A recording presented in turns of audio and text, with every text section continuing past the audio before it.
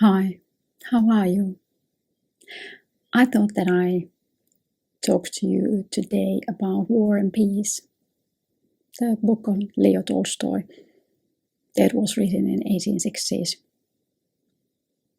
It's a big book.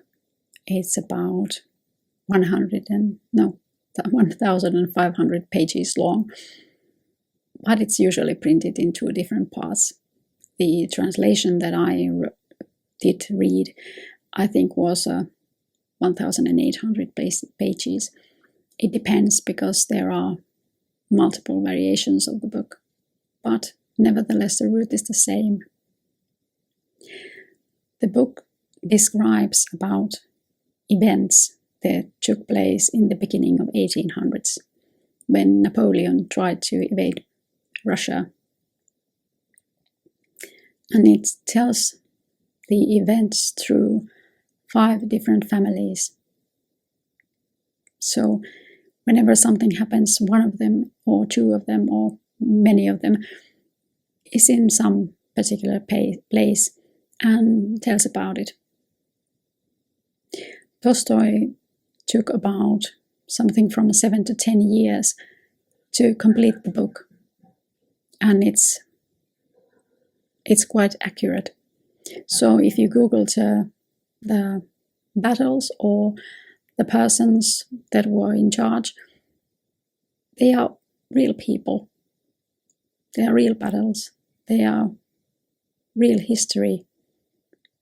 So it's not just a fiction book, but it's full of history, full of details. In those days, men kept diaries as well as women.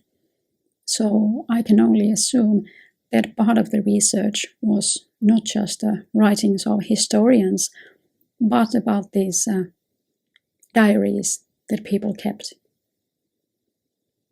One very small part is a count named Tolstoy, which I can only assume was the writer's father, written in the book, in the battles. The writer, Leo Tolstoy himself, was in the war or in the army for 4.5 years. So he knows what he's writing about. So the prescriptions of a war zone and how people acted can be quite accurate. And the problem that there was no enough food or not enough equipment for men when they went to battle. Only part of the book is the description of war, and the rest of it is civilian history. So there are girls that grow up to be young women, and when they have their trouble of where they get married or to whom, and their mother tried to get them to marry the right guy, somebody with some kind of status and money and suitability, and someone who is trustworthy to marry their daughter, not just assault their honor. And there are many of these stories, like they all happen at the same time, and this like 200 pages, we are in one family and then we are in another. You might think that it's a big ordeal because it has so many pages, but think otherwise. I thought when I started the book and have read the first 100 pages, is thank God that this has so many pages that I can enjoy these events, these descriptions, these feelings for many nights, for many evenings. I can read this and be transferred to that world, and to really know these people and their stories. And that's the kind of richness that you don't get if you only write 200 pages and that's it. You have one person or 2 persons and certain events, But to have 5 families that marry to other families and all kinds of events, and you have the war all happening at the same time. And if you try to be on top of that accurate of what's happening, that's challenging for the writer. And I think that that's respectful. The whole book is very respectful. But as the events evolve, you know from the history, so I don't give you any heads up for the plot. But Napoleon went to Moscow. It was a dreadful ordeal to get there, fighting the Russians, and when they gave them away in the end. And there is the descriptions about Napoleon's troops arriving to Moscow, and suddenly it was not longer an army. It was a group of thieves. They went from house to house and robbed whatever they can. And they started to drinking and do all sorts of mischiefs in the city. And it was impossible for Napoleon to control them anymore. They were so tired. And of course, most people have left Moscow by then. When they heard that Napoleon was coming, everyone who had a possibility to go somewhere else collected their fortune and went and collected the injured soldiers and left to the countryside. There is a quite enlightening descriptions of soldiers and how they worshipped their Tsar. How they thought that he was an angel-like figure, and they wanted to stand straight and be as big and as pompous as they can, so he would see them. And that was the value of itself for the soldiers. And of course, it's odd to think of an ordinary person, even if he was a Tsar, like a god. But that explains why some went to war and thought about honor and glory and how they would be like honorable if they gave their life for their Tsar, which is very strange. I don't want to give up my life for anyone. Not for a Tsar, anyway, whom I never met, whom I never spoke, whom I'm not related to. There is one description about a man who, in this kind of a glory rush, takes his horse and takes flag and rides just to the middle of a French troops.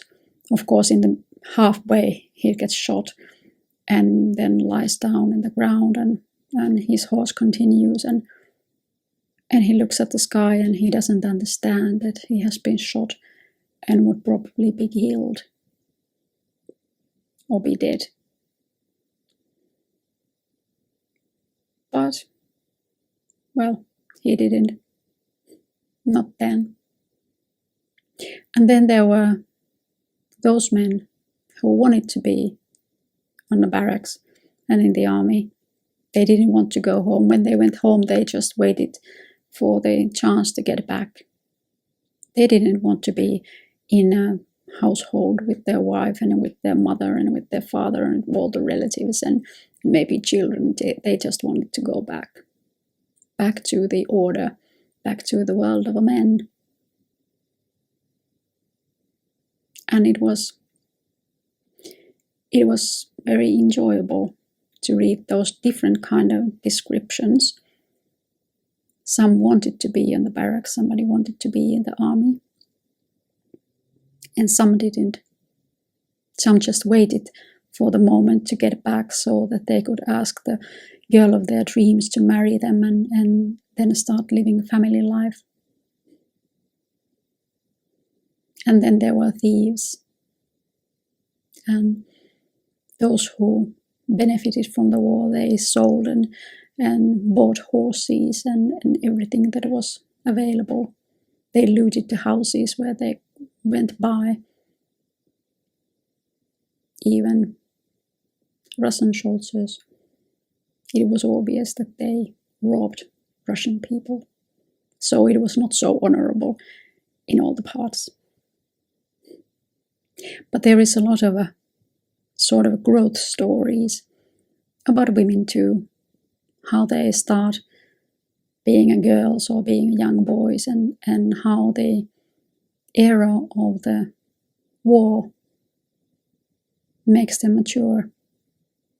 Then they are adults, then they are ready, then they keep up or give away the fussing and settle down and have a family, and different kind of families.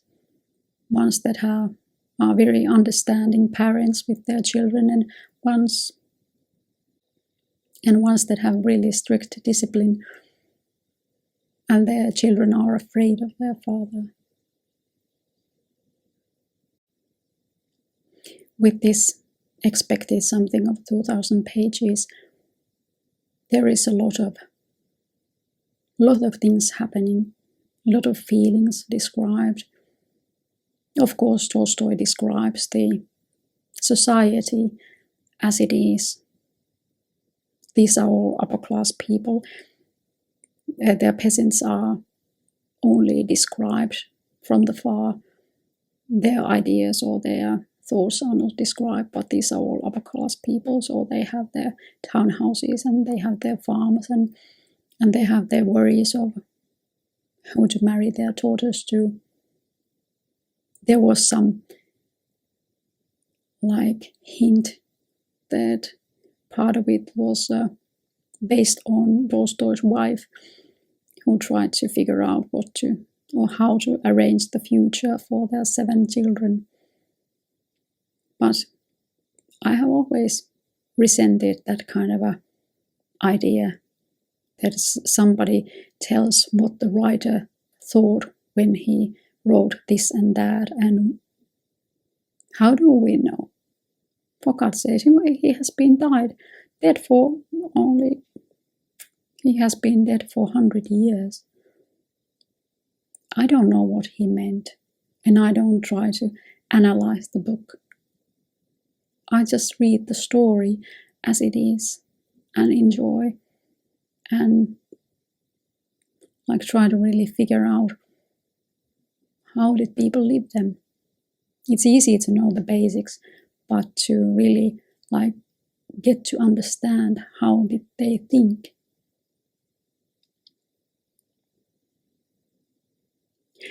It's a fun fact when you read the old books. In quite many books, the women are described as irrational and a little bit mad and very naive. Well, it may be that upper class girls were like that, and when they were married, then they continued the same life because they couldn't socialize with the men. Not really like we do now. We can talk anywhere about anything. But then it wasn't allowed. For example, if a young man paid a visit to some family home, many times, 2 times a week for a month, it would be expected for him to propose the girl of a marrying age in that household. Otherwise, it would be bad for the lady's honor. She would have been dishonored if somebody pays a visit time and time again and doesn't propose. It doesn't matter if he goes hunting with the girl's father or fishing or something like that. No, because the girl lives in the same household. It's inevitable to think that they are going to get married, or they should be. And there were incidences when mothers and fathers said to the young man that you cannot come here anymore, and you should understand that this is not appropriate until their girl is married. And of course there are lots of cases that the person that they liked or think they liked, because they couldn't socialize, so all their thoughts about these young men based on legends or looks or few words or how they acted in a ball. And that's quite small amount of information. Of course, if you were very lucky, you had a bigger brother that was in the same class or was in the same army unit with the man in question, so they could tell if they were a suitable match or not, because you could talk to your brother.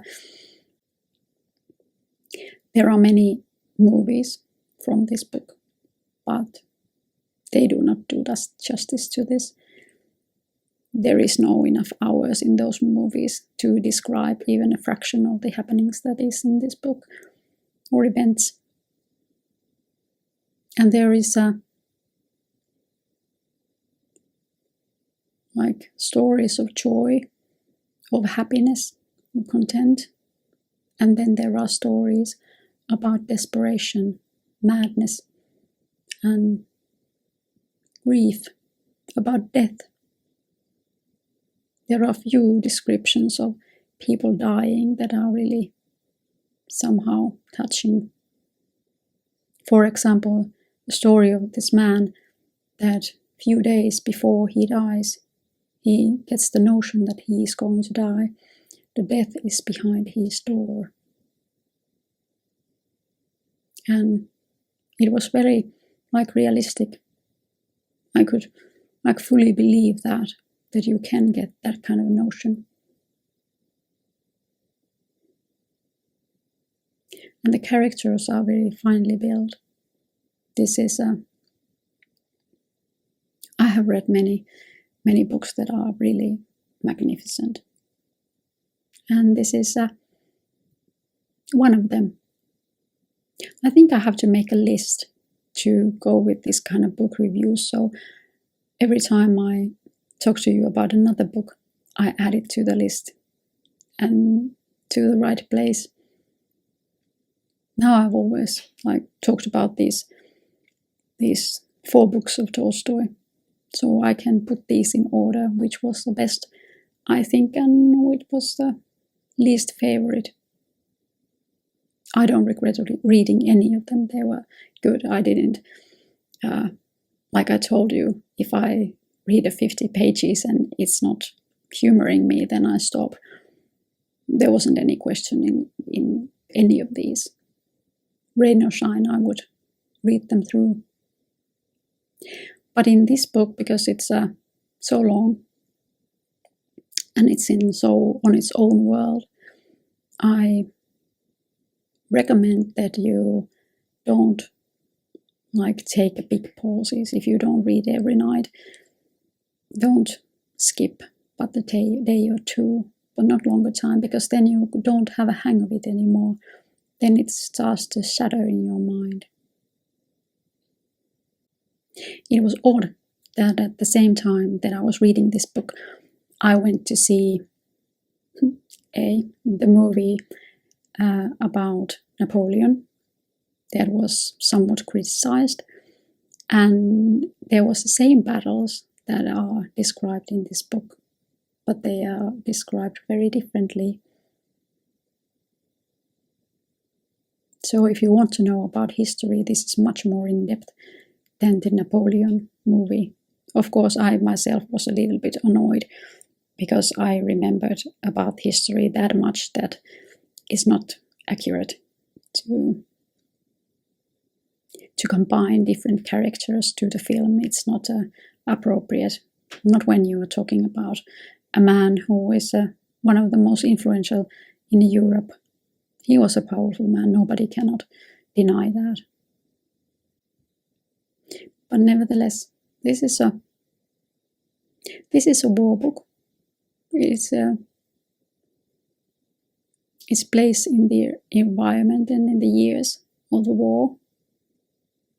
And I don't tell you what happens in the end, because it would spoil your experience of reading this book. But I try to find a link and put it down below where you can find this book, or where you can buy the book if you want to. But I really recommend it. I hope you have a great day. I'll see you soon. Goodbye.